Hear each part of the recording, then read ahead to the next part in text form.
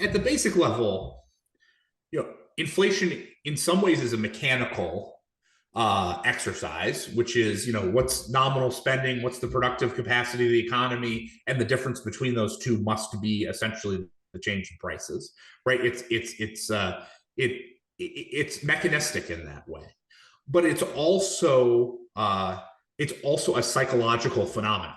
And when I say that, it kind of sounds like I'm talking about like astrology or something. Like, no, like what it is it's a set of expectations that start to be put into people's minds, and then they behave on on those expectations. And so, Mm. as an example, I mean, here's a very very simple example. I'm sure you experienced this to some extent yourself. Like when you sign contracts with vendors, right? Like the way the contract works is, there's a whole contract, and then it says, and this will reprice, 2% in 12 months, unless you cancel, right? And so that's a very simple thing that's in a bunch of different, typical business contracts. Well, before the COVID, the way it worked was all those said 2% or 3% or something like that.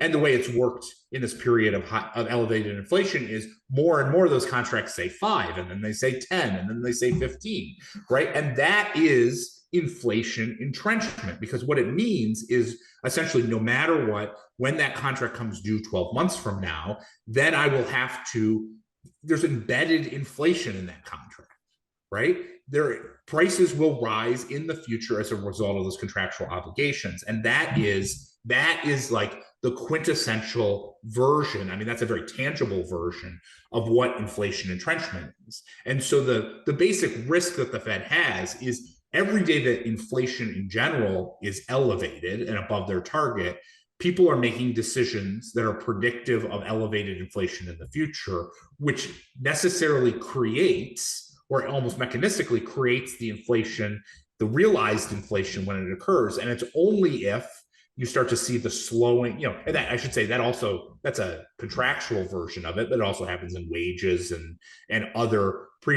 future agreed upon prices. And the only way to slow that process is to weaken the economy, because if the vendor is facing a tight economy, they'll put in the 10 or 15% step up 12 months forward. But if you're the only client that they have available and you say, no, I'm not going to pay 10%, then they'll bring that down in order to make the contract more attractive to you. And so that's how inflation entrenchment occurs, and how it gets resolved through a weakening of economic conditions.